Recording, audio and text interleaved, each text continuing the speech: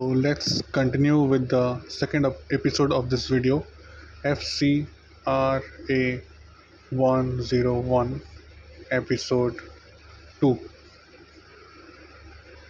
Do not start with money.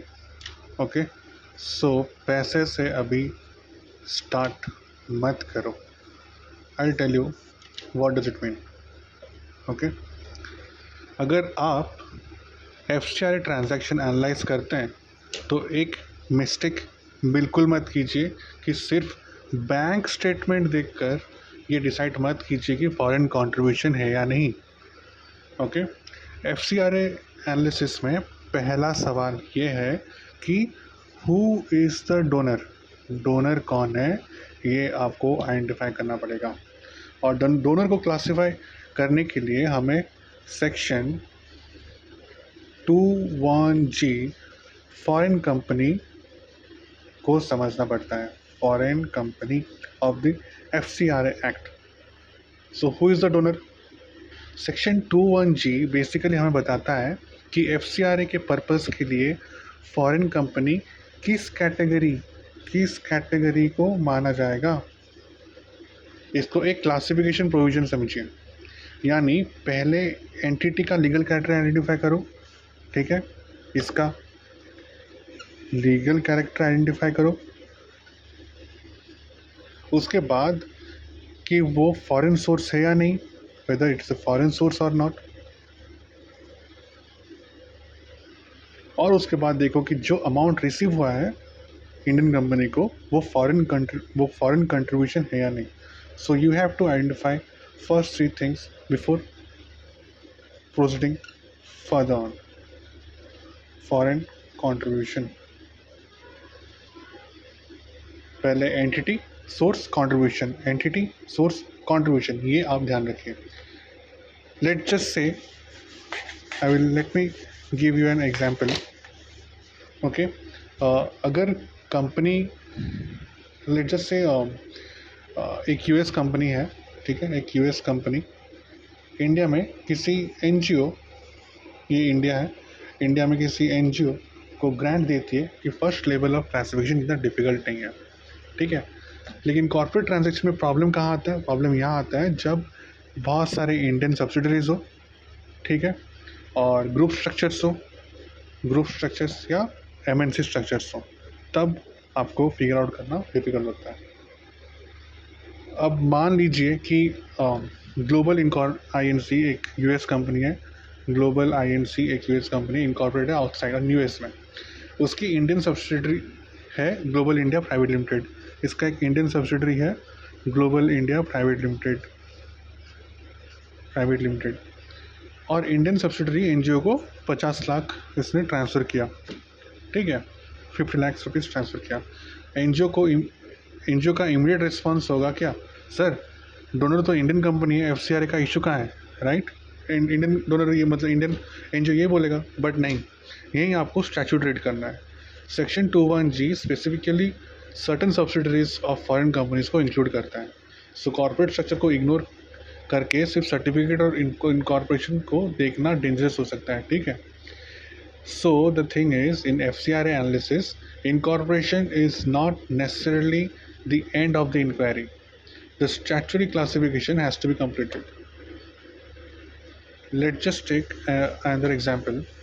ठीक है, कि let's just say another example of MNC. Okay, ठीक है, आप सर्च करिए MNC मीन्स यार बहुत अच्छा, आई मीन करोड़ का इन्वेस्टमेंट होगा या फिर करोड़ की कंपनी होगी, उसका टर्नओवर 50,000 करोड़ या 60,000 करोड़ होगा. बट ऐसा नहीं. ठीक है, टर्नओवर हम लोग वैल्यू से नहीं जाएंगे, हम लोग बेसिकली जाएंगे MNC के स्ट्रक्चर से. FCRA के एक्सप्लेनेशन को देखिए. ठीक है, जो डेफिनेशन को देखिए कि foreign incorporate corporation to MNC deem किया जाता है कि वह statutory directions relating to operations, subsidiaries, branches or places of business in multiple countries or territories satisfied. Suppose एक कंपनी इंडिया में ऑपरेट करती है, इंडिया में है, एक कंपनी ऑपरेट करती है इंडिया में, टर्नओवर है उसका 20,000 करोड़, 20,000 करोड़, और एम्प्लॉयज़ है 50,000, इंडिया में ही है. और इंडिया के हर एक स्टेट में इनकी ऑफिसेस हैं, इंडिया के हर एक स्टेट में ऑफिसेस हैं, लेकिन ऑपरेशंस एक्सक्लूसिवली हो रही है इंडिया में। तो क्वेश्चन है, तो सवाल ये है कि क्या ये मल्टीनेशनल कॉरपोरेशन कहला सकता है या नहीं? Not merely because it is huge, corporate size और स्टैट्यूटरी मल्टीनेशनल स्टेटस अलग क्वेश्चन है, ठीक है। तो बिग MNC इज और big company is not equal to big MNC, okay. So the thing is, अब डेफिनेशन में एक और ट्विस्ट है जो बहुत ही इंपॉर्टेंट है कि रजिस्टर्ड ऑफिस और principal place of business, okay, इसको हम लोग स्किप नहीं करेंगे। FCRA ने स्पेसिफिक सिचुएशंस को डेफिनेशन के अंदर एक्सप्रेसली एड्रेस किया है कि एक लेट जस्ट से एक फॉरेन कंपनी की एक रजिस्टर्ड ऑफिस है, ठीक है, इंडिया में, और उनका एक प्रिंसिपल प्लेस ऑफ बिजनेस चल रहा है, ठीक है। क्या हम लोग को ये भी देखना पड़ेगा क्या वो उसका फिजिकल ऑफिस इंडिया में है या प्रिंसिपल प्लेस ऑफ बिजनेस है, सब्सिडरी है या नहीं, ब्रांच है, क्या इलेक्ट्रॉनिक मोड से बिजनेस कंडक्ट हो रही है या नहीं, क्या रिलेवेंट स्टैट्यूटरी प्रोविजंस को क्रॉस चेक किया जा सकता है, ये सब चीज़ें हमको देखनी पड़ेगी। तो स्टेप 1 है क्लासीफाई द एंटिटी और स्टेप 2 है क्लासीफाई द सोर्स, ओके।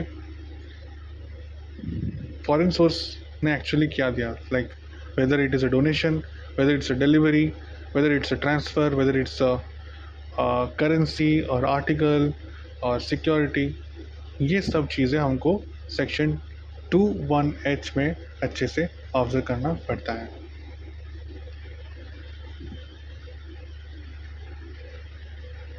तो बेसिकली और एक सेक्शन 2(1)JI में अगर हम लोग देखें कि एक डेफिनेशन है इंक्लूड्स, उसमें डेफिनेशन में इंक्लूड्स दिया है, foreign source includes, foreign source means नहीं दिया है। तो हम लोग बेसिकली हम लोग क्या करेंगे कि इंक्लूड्स में फॉरेन गवर्नमेंट भी आ सकती हैं और its agencies, certain international agencies आ सकते हैं and other categories of other sub classes.